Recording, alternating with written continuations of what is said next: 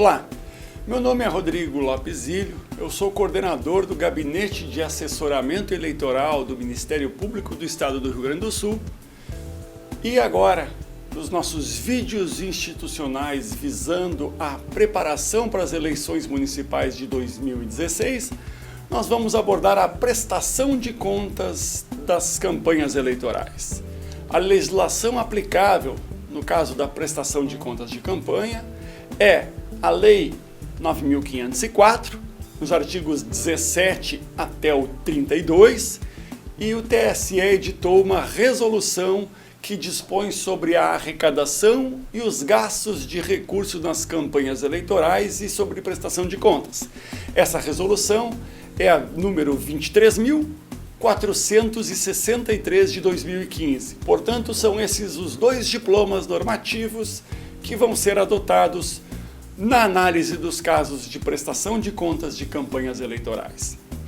É bom consignar, colegas, que a maior modificação ou a mais relevante modificação relativa aos recursos financeiros ou ao financiamento de campanha foi emanada pelo Supremo Tribunal Federal, ou seja, não foi obra do Congresso Nacional.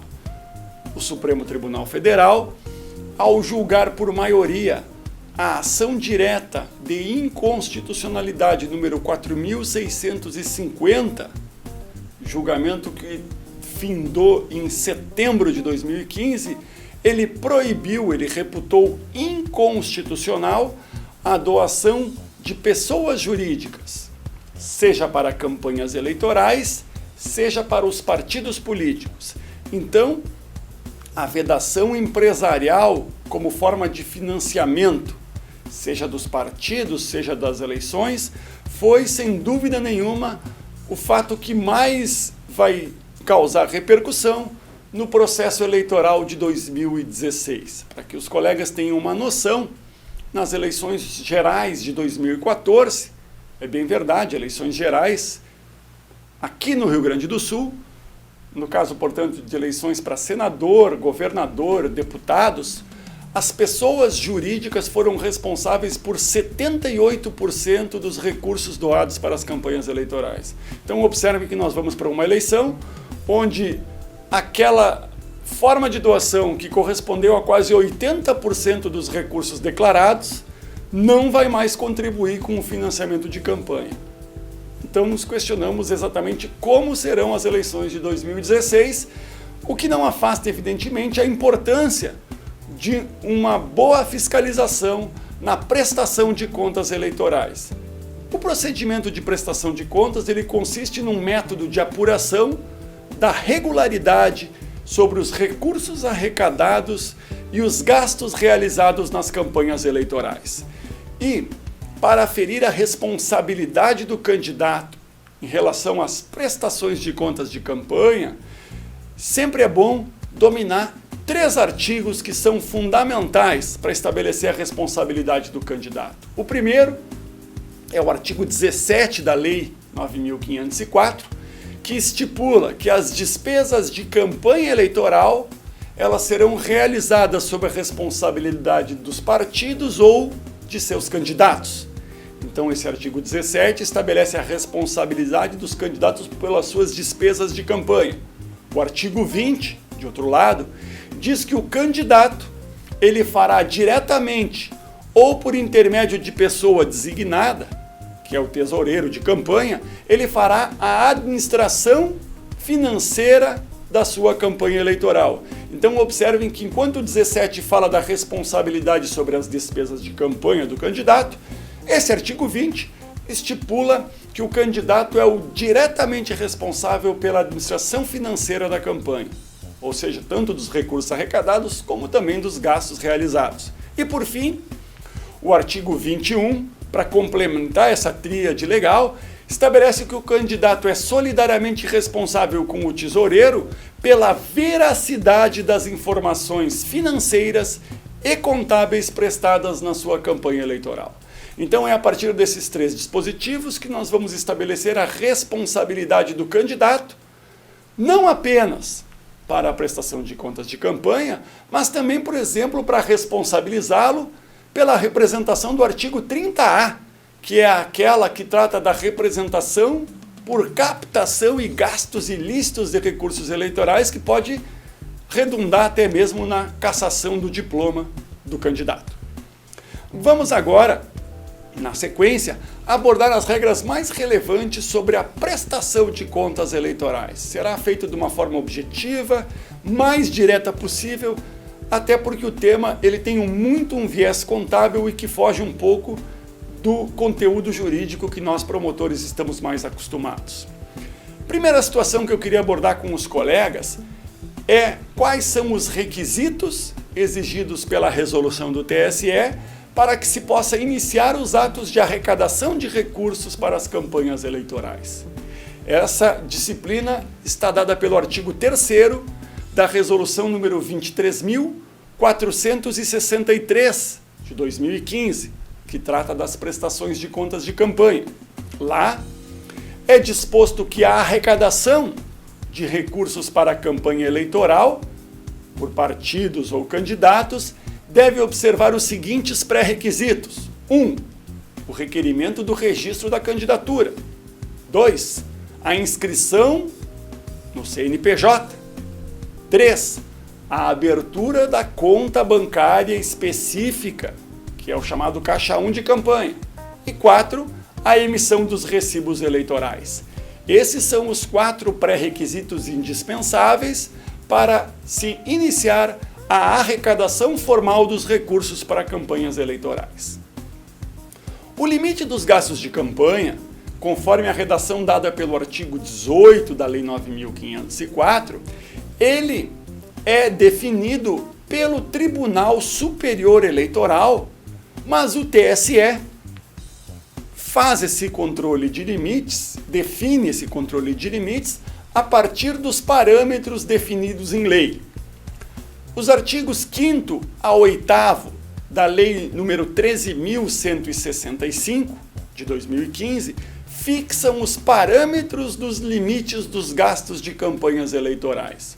Como regra, o limite para as campanhas de 2016, ele vai observar o máximo dos valores gastos na última eleição, ou seja, a eleição de 2012, porque nós estamos falando sempre de eleições municipais, com um corte de 50% a 70% conforme se tratar de eleições havidas em primeiro e segundo turno. Os colegas não precisam ter muita preocupação, porque, na verdade, como há uma obrigação legal do TSE de definir os gastos de campanha e de publicizá-los, isso vai acontecer até o dia 20 de julho, o TSE vai tornar público o limite para cada cargo, em cada município, em todos os mais de 5.000 municípios no país. Portanto, isso é uma tarefa que é do TSE e vai chegar ao conhecimento de todos, embora saibam esses limites, esses parâmetros são dados pelo artigo 5º a 8º da Lei 13.165. Quando se fala em limites de gasto de campanha, é bom compreender que, mais uma vez aqui, nós vamos falar do chamado princípio da unicidade ou princípio da indivisibilidade de chapa, que é dada pelo artigo 91 do Código Eleitoral, pelo qual uma chapa à eleição majoritária municipal é composta por prefeito e vice-prefeito numa aliança una e inscindível, e o vice tem uma relação jurídica subordinada ao prefeito. Logo, o limite de gastos fixados para o cargo de prefeito é único e inclui, portanto, os gastos realizados pelo vice-prefeito, por força do princípio da unicidade de chapa. Isso é definido também na Resolução de Prestação de Contas 23.463. Quando nós falamos em limite de gastos de campanha, nós temos que compreender que esses limites de gastos de campanha, conforme o artigo 18A da Lei 9.504, eles compreendem as despesas que são efetuadas pelos candidatos e também as despesas efetuadas pelos partidos que puderem ser individualizadas. O artigo 17, parágrafo 3º da Resolução de Prestação de Contas, que é a 23.463 de 2015, estabelece os critérios para se individualizar as despesas realizadas pelos partidos, ok? Sempre que houver um gasto acima dos limites fixados pelo TSE, ou seja, sempre que houver um descumprimento dos limites fixados para gastos de campanha, o infrator vai pagar uma sanção pecuniária, ou seja, vai pagar uma multa de até 100% da quantia que ultrapassar o limite estabelecido. Então, para cada real de excesso, o candidato vai pagar até o dobro. Isso é uma sanção ou PELEGES que vai ser aplicada já nos próprios autos das prestações de contas, se houverem elementos para tanto. Além do pagamento dessa multa, que é um efeito automático, não precisa nem de uma ação própria, portanto, se houver elementos já é apurado no próprio auto da prestação de contas, esse candidato também vai poder, em sendo o caso, ser responsabilizado por abuso do poder econômico. Na verdade, então, colegas, existem dois momentos para apurar o excesso dos gastos de campanha eleitoral. Primeiro, no exame da própria prestação de contas dos candidatos e dos partidos, quando houver elementos para tanto. E segundo, numa ação própria, seja numa representação com base no artigo 30A da Lei 9.504, que é a representação por gastos e captação acima do limite legal, gastos ilícitos, né? Seja através, por exemplo, de um abuso de poder econômico. Esse abuso de poder econômico ele pode ser apurado em investigação judicial eleitoral ou ainda na ação constitucional, que é a ação de impugnação ao mandato eletivo. Colegas, existe uma regra extremamente relevante para fins de financiamento de campanha, que é da obrigatoriedade da abertura de uma conta bancária específica. O artigo 22 da Lei 9.504 estabelece que toda pessoa que é candidato a mandato eletivo, ela deve obrigatoriamente abrir uma conta bancária específica para movimentar os recursos financeiros da sua campanha. Todos os recursos da campanha, portanto, devem necessariamente transitar essa conta bancária específica, que é o chamado Caixa 1. Se o recurso não transitar pela conta bancária específica, que é o Caixa 1, ele é considerado Caixa 2 e, portanto, um ilícito eleitoral. A regra, portanto, é a obrigatoriedade de abertura de conta bancária específica para movimentar os recursos financeiros de campanha. Por exceção, os candidatos a prefeito e também os candidatos a vereador, onde não houver agência bancária ou ainda posto de atendimento bancária, não têm a obrigação de abrir essa conta específica. Essa exceção, ela é permitida pelo artigo 22, parágrafo 2º da Lei das Eleições. É bom consignar que o uso de recursos que não provenham da conta bancária específica é uma causa objetiva de desaprovação ou rejeição de contas. Isso está previsto no artigo 22, parágrafo 3º da Lei das Eleições. Colegas, então, para as eleições municipais de 2016, são obrigatórias duas contas bancárias, quais sejam. Primeiro, a conta bancária específica para a movimentação dos recursos financeiros de campanha, ela é obrigatória tanto para os candidatos como para os partidos políticos, assim disciplina o artigo 7º da Resolução 23463 de 2015, e a segunda conta bancária, que é obrigatória, é aquela no caso de recebimento de recursos do fundo partidário. Então, é necessário que o partido e o candidato, no caso de receberem recursos do fundo partidário, abram uma conta bancária somente para o aporte desses recursos.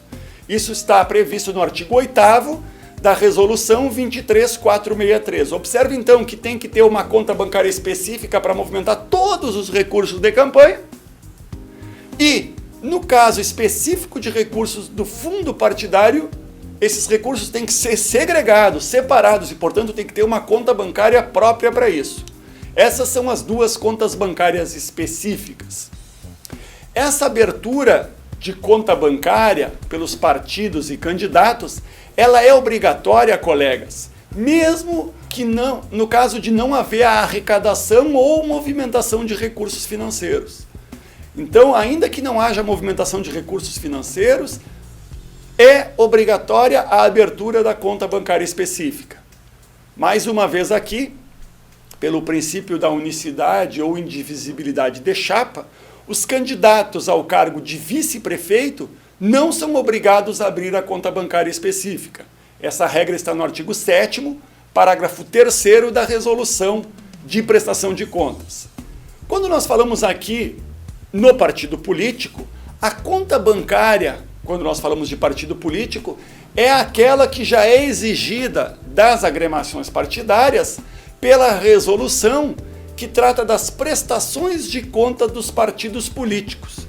Se vocês recordarem, quando nós vamos ler a resolução que trata da prestação de contas dos partidos políticos, estamos falando aqui então fora das eleições, lá na resolução de prestação de contas dos partidos políticos é exigido algumas contas de caráter diferente. E uma delas é a chamada conta doações para a campanha eleitoral, que é onde o partido vai depositar os recursos que posteriormente vai empregar nas campanhas eleitorais. Portanto, colegas, os recursos dos partidos políticos para campanhas eleitorais, eles vão se dar do seguinte modo: recursos do fundo partidário que o partido vai aplicar nas campanhas eleitorais, eles são movimentados diretamente da conta bancária do partido, que é aquela prevista no artigo 43 da Lei 9.096,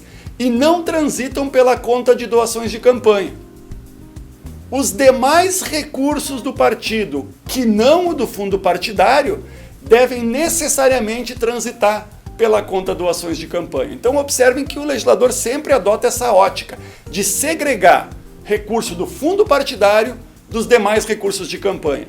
No caso dos partidos, vamos repetir aqui mais uma vez, os recursos do fundo partidário que vão para a campanha, eles vão direto da conta do partido para a campanha eleitoral. Os demais recursos, eles têm que ser depositados na conta doações de campanha. Ok? A arrecadação de recursos para a campanha eleitoral, colegas, tem algumas formas legais previstas na resolução. O artigo 14 da resolução 23.463 de 2015 estabelece quais são as formas lícitas de arrecadação de recursos financeiros para as campanhas. Primeiro, recursos próprios dos candidatos. Segundo, doações de pessoas físicas. Terceiro, doações recebidas de outros partidos ou de outros candidatos. Quarto, comercialização de bens, serviços ou de promoções de eventos. 5. Recursos empregados pelos partidos políticos. E 6.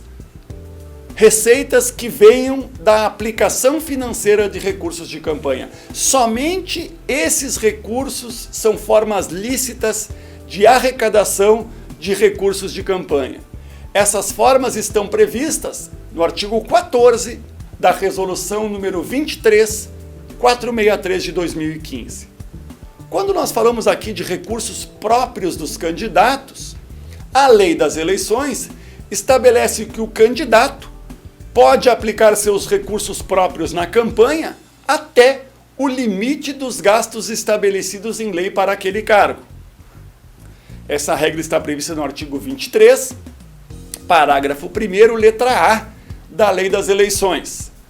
Os bens próprios do candidato, eles somente podem ser utilizados para a campanha eleitoral quando eles já integram o patrimônio do candidato antes do registro da candidatura.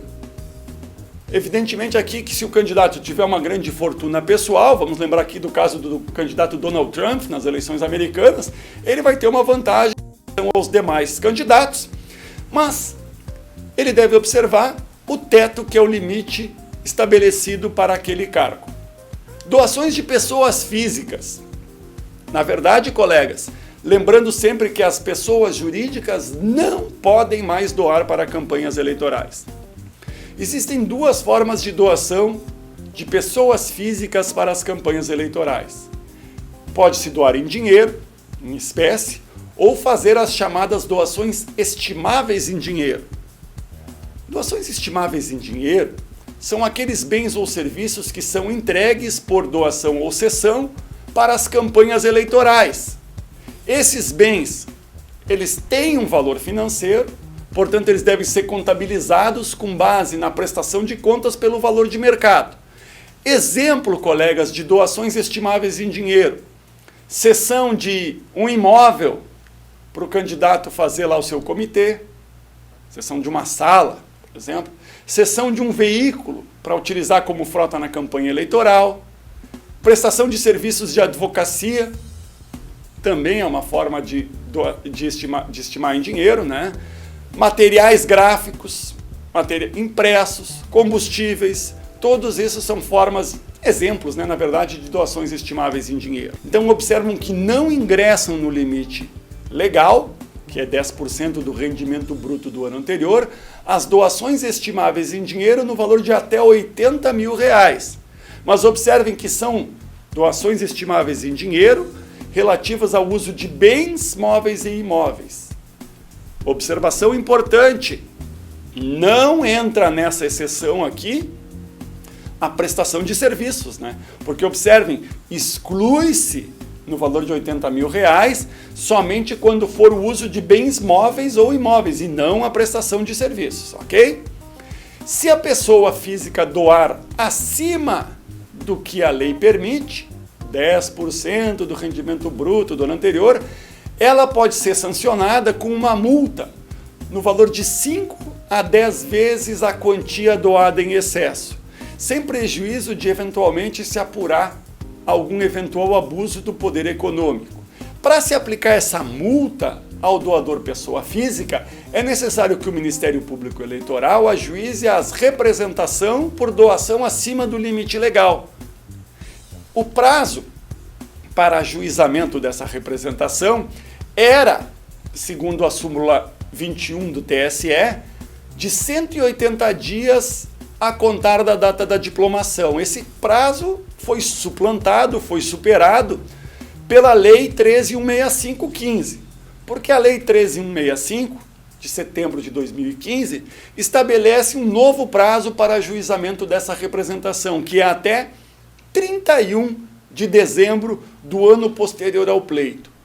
Ou seja, as doações ilegais havidas na eleição de 2016 vão poder ser ajuizadas até 31 de dezembro de 2017. Essa regra é dada pelo artigo 24C, parágrafo 3º da Lei das Eleições. A Lei das Eleições, colegas, também previu a chamada doação oculta. Essa doação oculta estava prevista no artigo 28, parágrafo 12 da Lei das Eleições.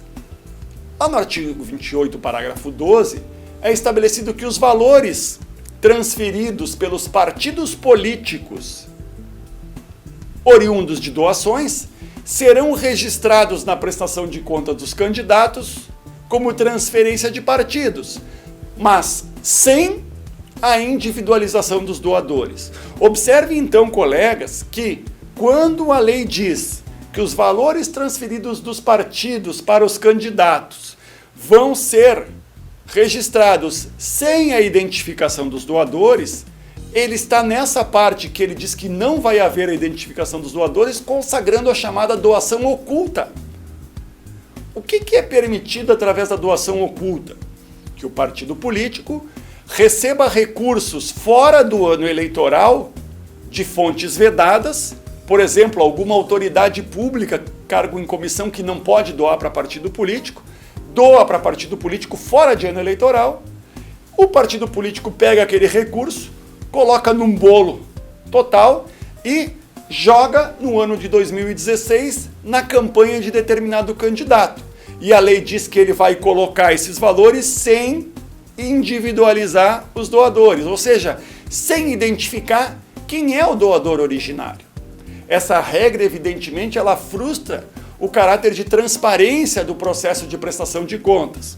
Por isso, o Supremo Tribunal Federal, através do ministro Teori Zavascki, na ação direta de inconstitucionalidade 5.394, concedeu uma cautelar suspendendo a eficácia da expressão, abre aspas, sem individualização dos doadores. Portanto, a doação oculta está proibida pelo Supremo Tribunal Federal porque fere o princípio da transparência da prestação de contas e dificulta o controle das contas eleitorais. Então, colegas, toda doação de recursos entre partidos e candidatos e entre candidatos, todas elas devem ser identificadas pelo CPF ou CNPJ do doador originário, devendo ser emitido o respectivo recibo para cada doação. Então não há mais como ocultar o doador originário. Se o partido não identificar o doador originário, ele acaba sendo um recurso arrecadado sem identificação de origem, portanto é um recurso ilegal e que deve ser restituído.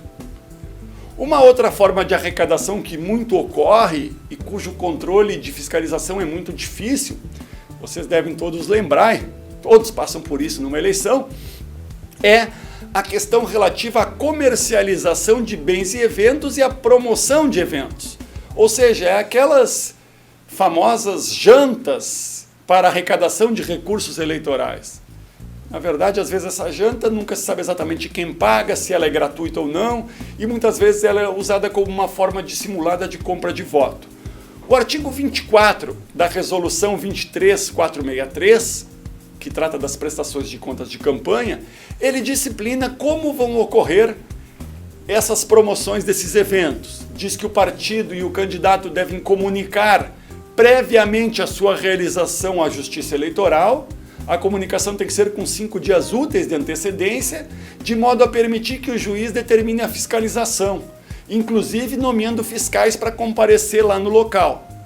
O partido e o candidato que realizar esses eventos deve ainda guardar toda a documentação necessária para comprovar a sua realização, os custos e a receita obtida.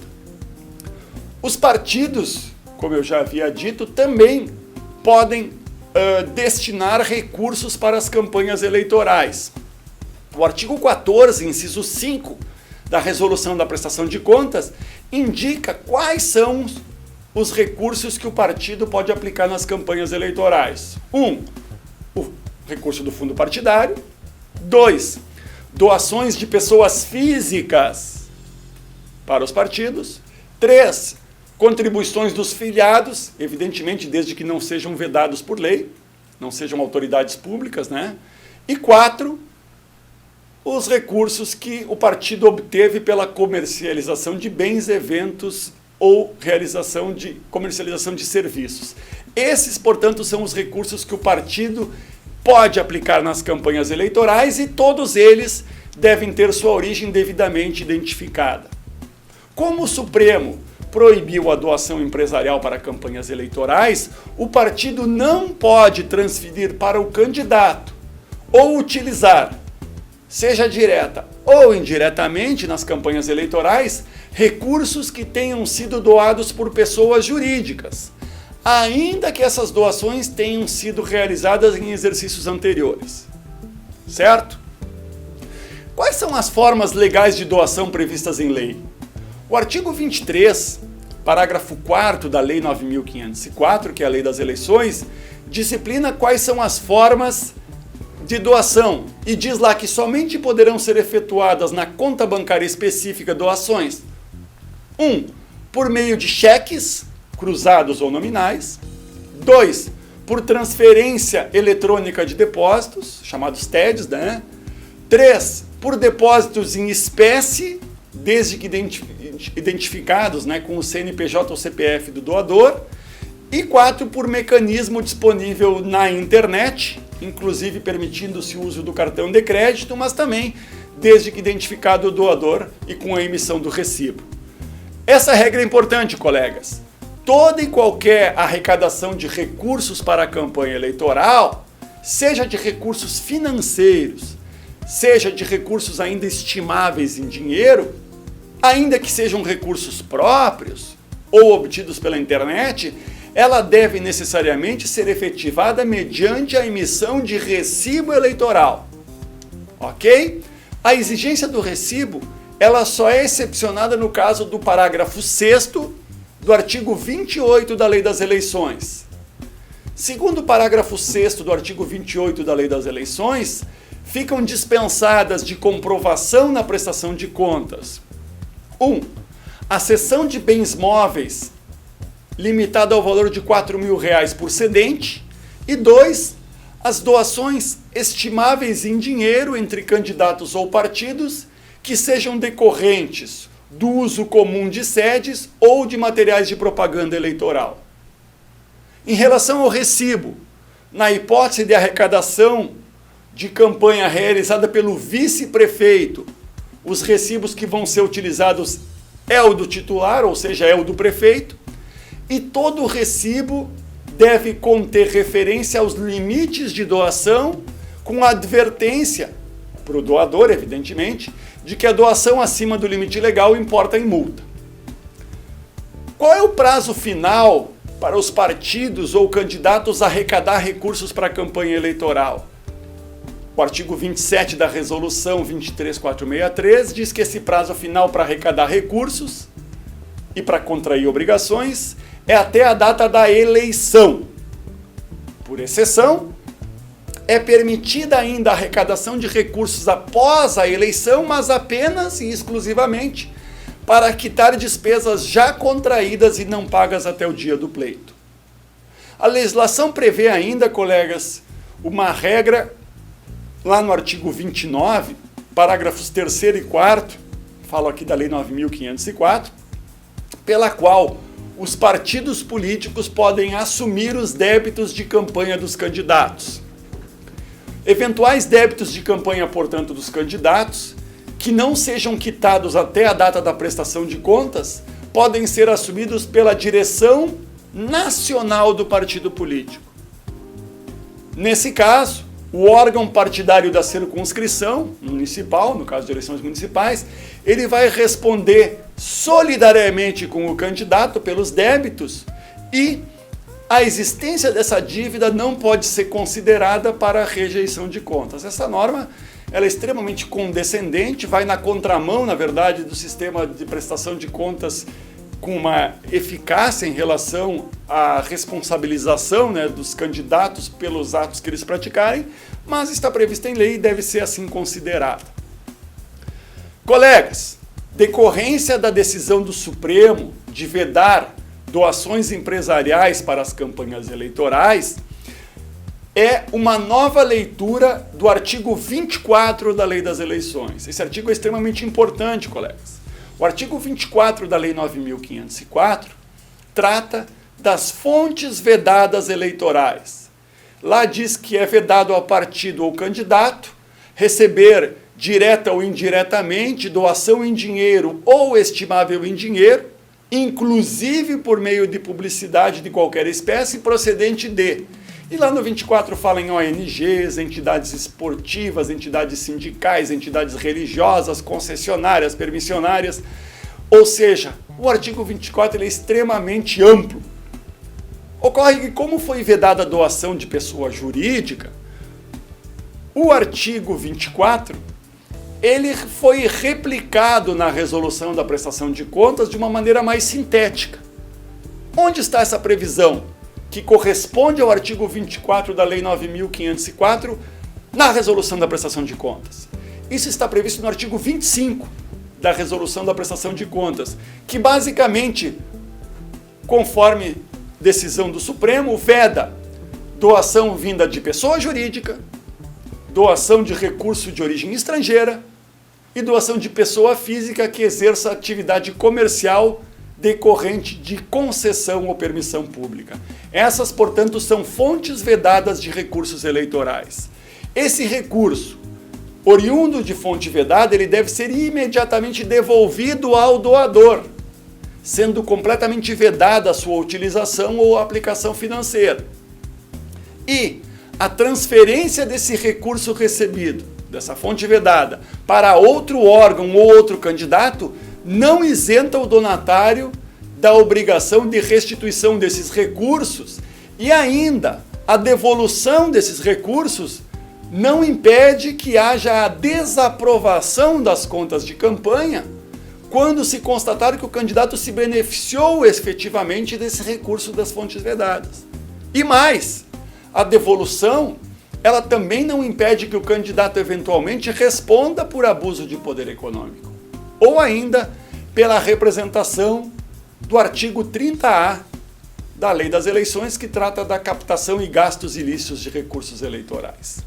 Além das fontes vedadas, a resolução do TSE também repele os chamados recursos de origem não identificada, que são aqueles na qual não há identificação do doador, ela é uma identificação incorreta, não há a identificação do doador originário, ou ainda existe uma falta de informação sobre o CPF ou o CNPJ do doador.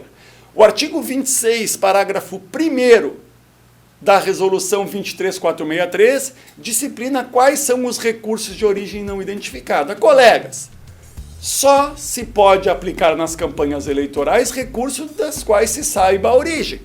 Todo recurso que não se saiba a origem, ou que seja de origem não identificada, ele não pode ser utilizado e deve ser imediatamente transferido ao Tesouro Nacional. Os gastos eleitorais lícitos estão previstos no artigo 26 da Lei 9.504. Lá, no artigo 26, se estabelece os gastos que estão sujeitos a registro perante a Justiça Eleitoral e que devem observar os limites legais. No artigo 26, parágrafo único, se estabelecem limites de até 10% dos gastos com alimentação para o pessoal que presta serviços para as campanhas eleitorais e de limites de até de 20% para aluguel de veículos automotores. Os limites de gasto de campanha, colegas, eles são aferidos individualmente para os candidatos e para os partidos. O pagamento dos gastos eleitorais pelos candidatos é sempre da responsabilidade dos próprios candidatos. Isso é evidente. Os partidos, por sua vez, respondem apenas pelos gastos que os próprios partidos realizarem ou por aqueles que eles assumirem na forma legal, ok? Os gastos sempre são efetivados na data da sua contratação, essa é a regra, então sempre se registra o gasto no dia em que houve a efetiva contratação. Não se leva em consideração, portanto, a data do pagamento, é sim a data da contratação. Os gastos dos atos preparatórios para a campanha eleitoral, que são aqueles gastos que são empregados para a instalação física do comitê de campanha, por exemplo, ou para a página da internet, esses gastos eles podem ser contratados excepcionalmente a partir de 20 de julho, considerando-se, na verdade, a data em que se realizar a convenção partidária. Essa exceção está no artigo 30, parágrafo 2º da resolução da prestação de contas. Os gastos, colegas, eles só podem ser realizados através de cheque nominal ou transferência que identifique o beneficiário. Tem que ser gastos, então, feitos nessas duas formas. Tem uma exceção que são as despesas de pequeno valor. Despesas de pequeno valor são aquelas despesas individuais que não ultrapassam R$300, sendo vedado o fracionamento dessas despesas. Essas despesas de pequeno valor, ou seja, de até R$300, elas podem ser pagas com recursos em espécie.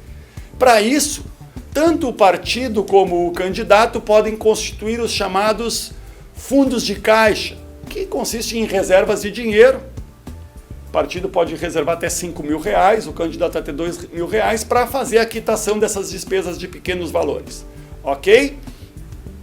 A qualquer tempo, colegas, a Justiça Eleitoral pode, por provocação ou de ofício, realizar diligências para verificar a regularidade dos gastos eleitorais. Observem esse dispositivo, o quão importante ele é. Nós temos que verificar a ocorrência dos fatos contemporaneamente aos acontecimentos. Então, o artigo 40 da Resolução 23463, ele permite diligências em tempo real, tanto de ofício como mediante provocação. A Justiça Eleitoral pode realizar diligências para verificar o quê? A regularidade dos gastos realizados pelos partidos e candidatos. O que se pode fazer? Quais seriam essas providências? Pode-se determinar, por exemplo, que os fornecedores apresentam provas que demonstrem as prestações de serviços. Pede-se para a gráfica lá, demonstra que você fez esse material impresso. Pode-se fazer buscas e apreensões. Pode-se pedir exibição de documentos. Pode-se pedir, na verdade, todas as medidas de produção antecipatória de prova previstas na legislação comum. Até quebra de sigilo bancário ou fiscal é admitido. E também, colega, se permite intimar o candidato para que ele demonstre a idoneidade dos gastos arrecadados. É bom a gente saber, então, essas diligências do artigo 40 da resolução. Os cabos eleitorais, pela primeira vez vai ter uma eleição, colegas, em que a contratação dos cabos eleitorais é regulada por lei. O artigo 100A da Lei 9.504 regulamenta a contratação de pessoal para prestar serviços de campanha eleitoral. De outro lado, o artigo 27 da Lei das Eleições, ele permite que o eleitor, qualquer eleitor, diz a lei, realize gastos em apoio a candidato de até R$ 1.064, equivalente a 1.000 UFIRs, que não vão constar na prestação de contas. Observem que esses gastos de apoio, previstos pelo artigo 27, eles não permitem, é bom a gente compreender isso, eles não permitem que o eleitor doe recursos para o candidato sem contabilização. Eles permitem o quê? Eles admitem apenas que o eleitor realize gastos em apoio ao candidato. Por exemplo, ele faz um material de propaganda e sai distribuindo na rua. Ele não direciona esses recursos para o candidato, ele gasta por sua voluntariedade em um material de propaganda sem até a ciência do candidato. Por que sem a ciência? Porque, diz o artigo 39, parágrafo 2º da resolução da prestação de contas, que os bens e serviços que são entregues ao candidato, eles não configuram esses gastos de apoio do eleitor do artigo 27, mas ao contrário, eles são doações e então devem entrar naquele limite legal do artigo 23, dos 10% do rendimento bruto do ano anterior. Para finalizar, nós vimos aqui as formas de arrecadação e recursos mais relevantes, evidentemente que a gente deu uma delimitada no conteúdo. Nós vamos agora falar do procedimento de prestação de contas. A obrigação de prestar as contas, colegas, é do candidato e de todos os órgãos partidários, nacionais, estaduais, distritais ou municipais, ainda que constituídos na forma provisória. Todo mundo que participa do processo eleitoral, portanto, tem a obrigação de prestar contas à Justiça Eleitoral.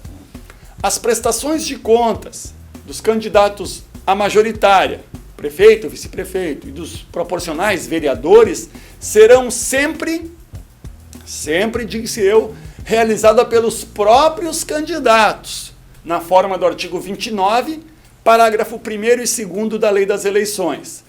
Porque hoje, a partir da Lei 13.165, acabou-se a figura dos comitês financeiros. Não existe mais, portanto, o comitê financeiro, que era aquele órgão intermediador que apresentavam as prestações de contas. Sempre vai ser obrigação do próprio candidato. A prestação de contas do candidato a prefeito, pelo princípio da unicidade de chapa, vai englobar a do vice, ok? A obrigação de prestar contas, colegas, ela permanece em caso de renúncia, em caso de desistência, substituição ou ainda em deferimento de registro, e mesmo que não tenha sido realizado o ato de campanha. Havendo o falecimento do candidato, essa obrigação se transfere ou para o administrador financeiro, e quando não tiver, vai partir para a própria direção partidária essa obrigação. A ausência de movimentação de recursos na campanha eleitoral não isenta o partido ou o candidato do dever de prestar contas. Falar um pouquinho agora, colegas, da prestação de contas parcial na internet. O artigo 28, parágrafo 4º da Lei das Eleições, prevê duas obrigações para os partidos, coligações e candidatos na internet. Primeiro, deve haver a divulgação em até 72 horas do recebimento de todos os recursos em dinheiro que sejam arrecadados na campanha eleitoral. Essa divulgação, colegas, ocorre através dos relatórios de financiamento de campanha.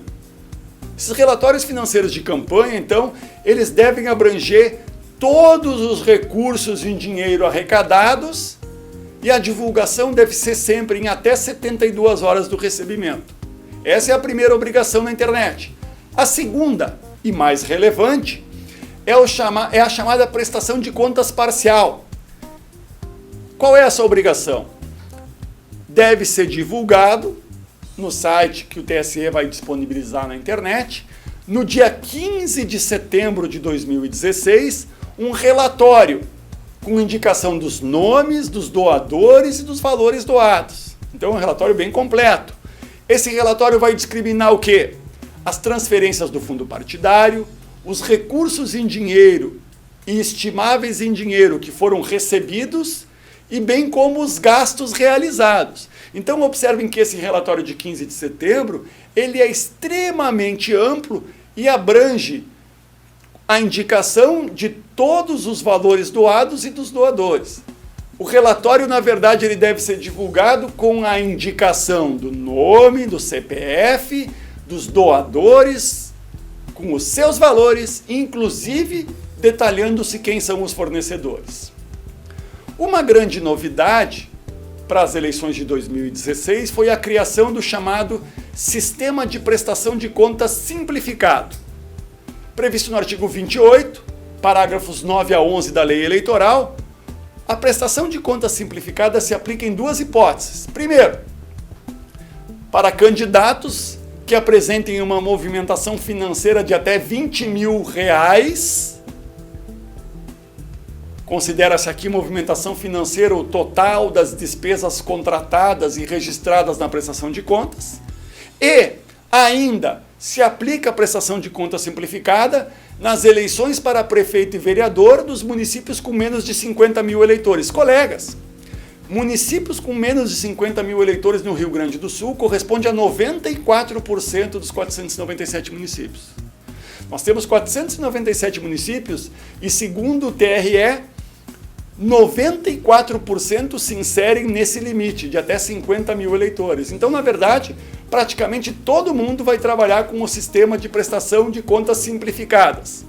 O que vai ser verificado na prestação de contas simplificadas?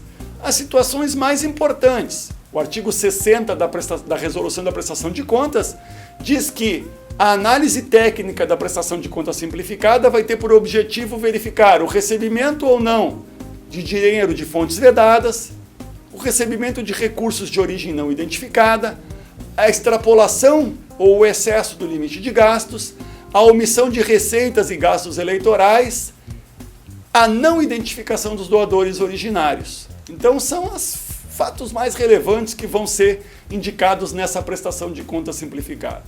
Encerrando, o prazo final para a prestação de contas definitiva, porque nós temos a parcial, que nós falamos que é 15 de setembro, nós temos também a prestação de contas final.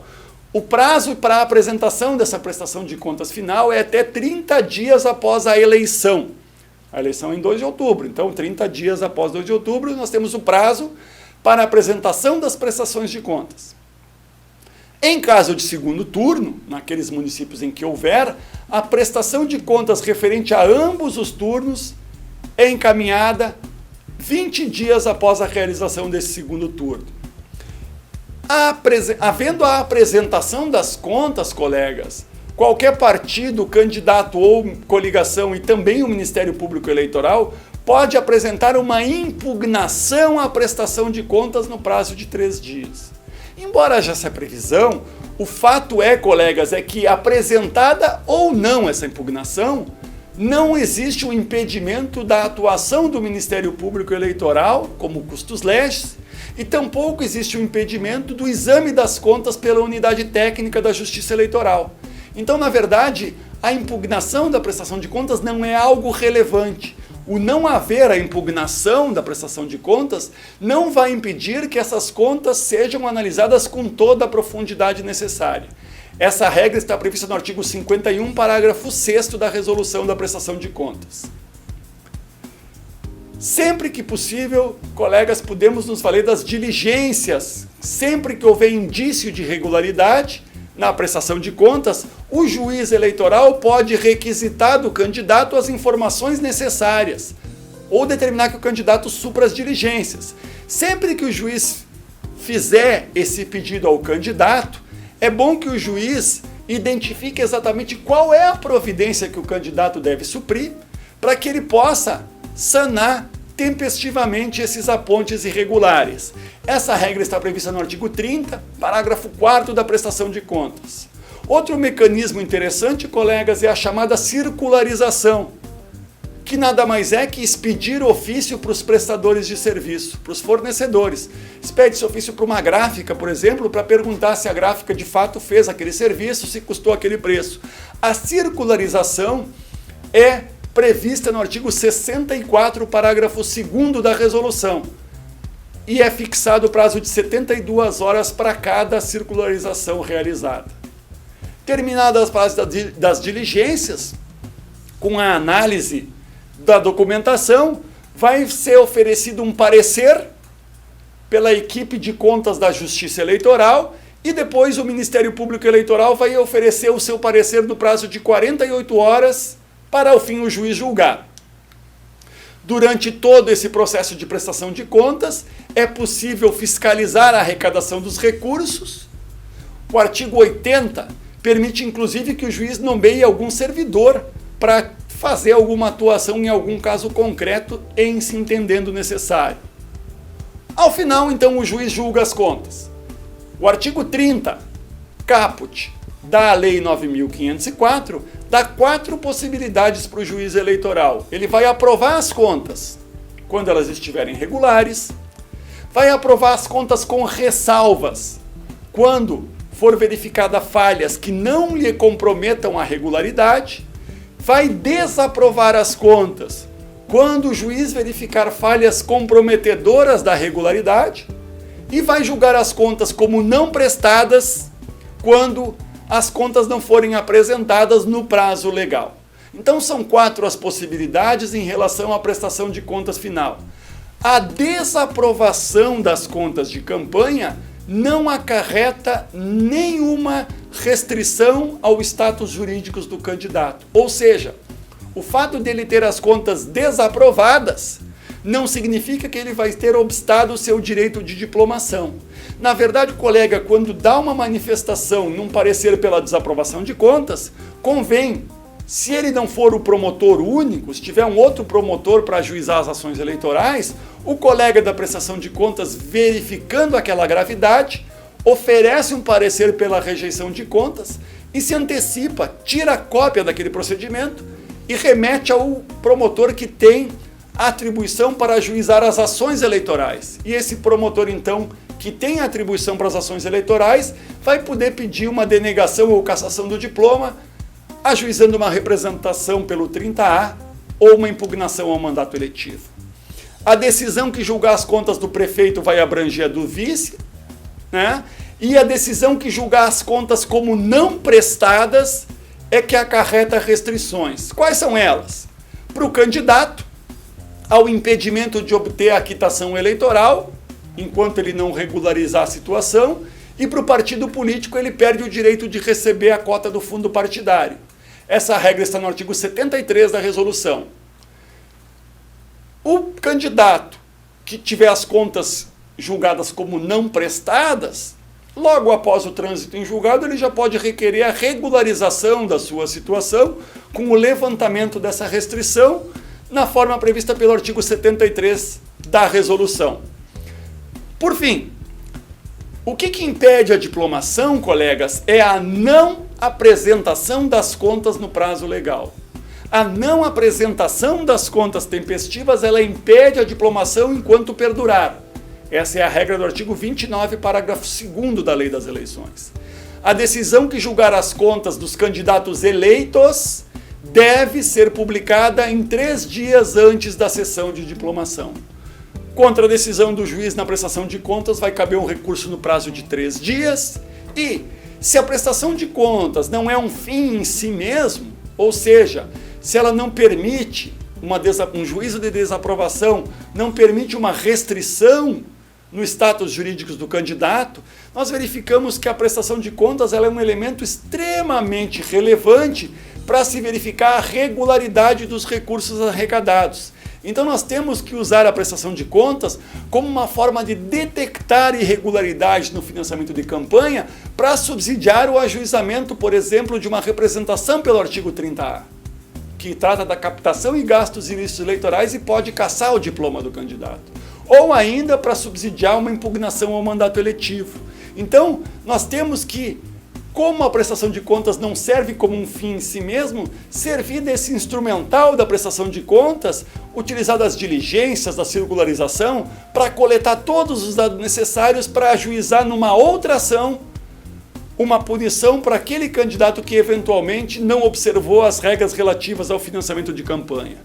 Então, conclusivamente, nós acabamos essa exposição referindo que a decisão que é prolatada nos autos do processo de prestação de contas, ela não repercute, não faz coisa julgada, portanto, em relação a eventual abuso de poder econômico ou ainda em eventual gasto ilícito ou arrecadação ilícita de recursos eleitorais. A decisão do processo de prestação de contas, ela é limitada àqueles autos, não repercute, portanto, nas demais ações civis eleitorais. Daí porque é importante que nós façamos um bom uso da prestação de contas eleitorais através do uso de todas as diligências que forem cabíveis, fazendo o cotejo da propaganda que está na rua com toda a questão que está formalizada nos autos, para que nós possamos coletar elementos para ajuizar ou uma representação pelo artigo 30A ou uma ação de impugnação de mandato eletivo, ambas com prazo final de 15 dias após a diplomação dos eleitos. Nós temos que fazer da prestação de contas de campanha um instrumental necessário para que nós não ficamos inertes, recebamos todos aqueles papéis ao final do processo eleitoral e não tenhamos modo de contraproduzir aquela verdade que está apenas no papel e que jamais correspondeu à realidade fática.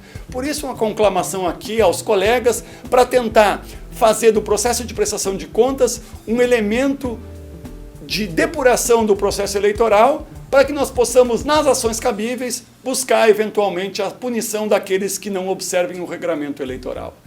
Essas, colegas, são as observações mais relevantes a fazer sobre o procedimento de prestação de contas eleitorais dos partidos e candidatos nas eleições municipais de 2016.